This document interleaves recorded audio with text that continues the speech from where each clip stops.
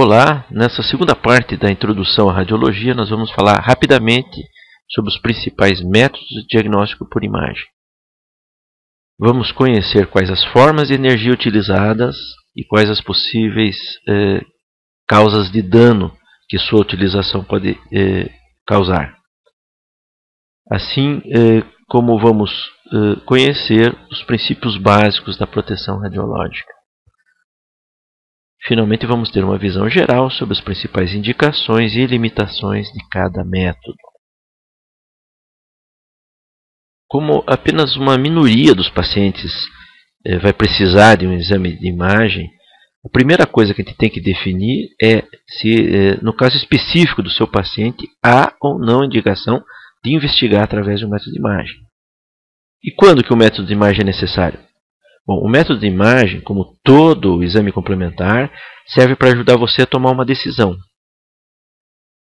Se o método, mesmo que o método mostre muito bem uma lesão, se isso não afetar a sua conduta ou o prognóstico do paciente, o método não está justificado. Então, assim, sempre pergunte para você mesmo, o que eu vou fazer se o resultado do exame for X e o que eu vou deixar de fazer se o resultado não for aquilo que eu espero. Então, se minha conduta não for alterada, não peço o exame. Como regra geral, as doenças que modificam a anatomia dos órgãos são as que são melhor investigadas por imagem. Enquanto as doenças que se caracterizam somente por alterações funcionais, normalmente são investigadas por outras técnicas, né? Vamos a seguir então ver qual método utilizar. Os métodos mais importantes atualmente são as radiografias, a ultrassonografia, a tomografia computadorizada e a ressonância magnética. Nós não vamos estudar, nesse curso pelo menos, a medicina nuclear. A medicina nuclear, por tradição, forma um capítulo à parte, intermediário entre os métodos de análise morfológica e funcional. É claro que essa diferença vem reduzindo bastante a cada ano, principalmente agora com a introdução do PET-CT. É claro que o fator principal para escolher um método é a sensibilidade. Se um método não é sensível para demonstrar uma doença, dificilmente ele vai ser útil. Embora, em algumas situações, a exclusão de outras doenças justifique o seu uso. Entretanto, outros fatores vão pesar também na decisão. Por exemplo, o risco do paciente, né? O uso de radiação ionizante é mais danosa durante a gestação. Então, uma gestante tem uma indicação diferente de um paciente normal. A conduta que vai ser tomada, por exemplo, dá detalhes muito precisos para um cirurgião decidir que técnica ele vai utilizar, pode ser muito importante no resultado final. Enquanto que simplesmente fazer um tratamento clínico com um determinado medicamento não exige informações anatômicas tão precisas, não precisa de um método tão avançado e tão detalhado para obter as informações que ajudam na decisão. O tipo de paciente importa, né? Um paciente, por exemplo, que tem um marcapasso cardíaco, pode estar impedido de fazer uma ressonância magnética. Vai ter que usar uma tomografia, né? Provavelmente. Mesmo sendo a ressonância o melhor método para mostrar a doença que eu estou procurando, né? Finalmente, o custo. Se dois métodos me oferecem a mesma capacidade de modificar a conduta, claro que nós escolhemos o método mais barato.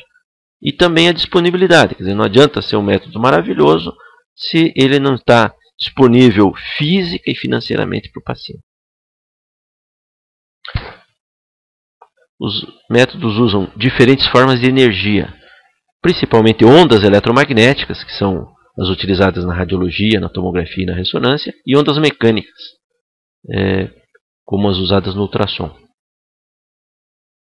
Lembre-se que todas as ondas eletromagnéticas, cujo modelo mais fácil da gente compreender é a luz, elas têm propriedades muito semelhantes, variando só mesmo a frequência e o comprimento de onda. E que todas as ondas eletromagnéticas que ficam no espectro acima da luz são ionizantes. ou seja, podem quebrar ligações entre os átomos, o que, no caso do DNA principalmente, pode ser muito danoso. Os efeitos das radiações ocorrem em todas as células, se acumulam por toda a vida e nas células germinativas ainda vão ser transmitidos para gerações futuras. Para lidar com estas radiações foram criadas normas muito restritas, que no conjunto são chamadas de proteção radiológica, incluindo princípios importantes, como por exemplo da justificação, ou seja, um exame só deve ser realizado se houver um bom motivo para ele. O princípio que nós chamamos de ALARA, que diz que a gente deve usar sempre a menor quantidade de radiação possível em cada exame.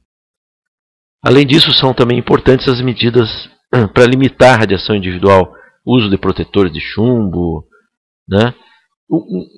Uma forma de proteção importante é a distância, porque o raio-x, ao contrário da luz, ele é muito atenuado com a distância, ele é atenuado de forma proporcional ao quadrado da distância. Então, ficar afastado ou afastar a população das fontes de radiação é uma forma muito importante de proteção.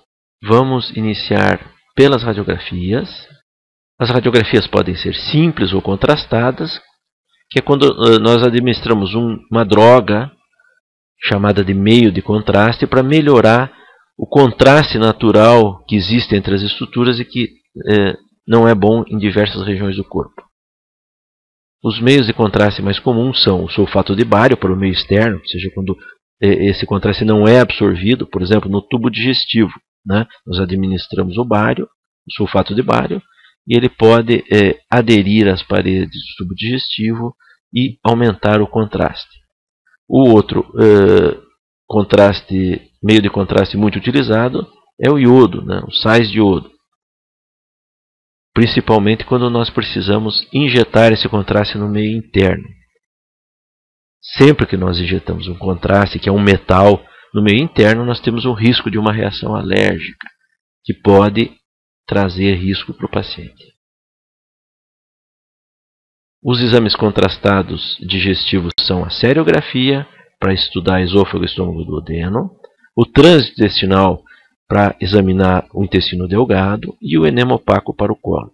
Os exames contrastados que usam o iodo são muitos. Nós vamos ver alguns durante o curso, mas a utilização desses métodos caiu bastante com a introdução primeiro do ultrassom, depois da tomografia e agora da ressonância magnética. As vantagens das radiografias são seu baixo custo e grande disponibilidade. Não tem nenhum hospital, nenhuma cidade no Brasil que se não vai ter a possibilidade de fazer pelo menos uma radiografia. Outro fato interessante é que o dano conhecido ele é bem conhecido, né? Como é um método que existe há mais de um século, os riscos são bem calculados, diferente das técnicas mais modernas. As desvantagens são, além de usar a radiação ionizante, o baixo contraste natural das imagens e a sobreposição. Nós vamos estudar esses fatores com mais detalhe na terceira aula. A ultrassonografia ou ecografia. A ecografia foi desenvolvida a partir dos sonares dos navios e utiliza um cristal especial chamado de piso elétrico, que fica contido nesse braço que nós chamamos de transdutor.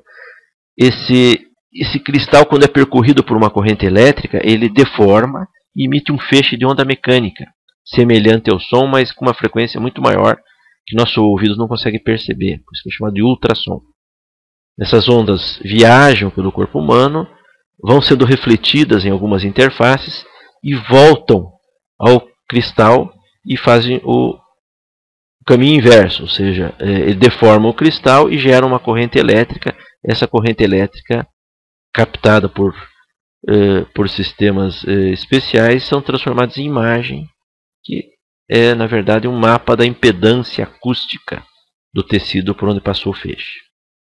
O som é uma onda mecânica, então lembra da física básica nossa, onda mecânica não transmite no vácuo.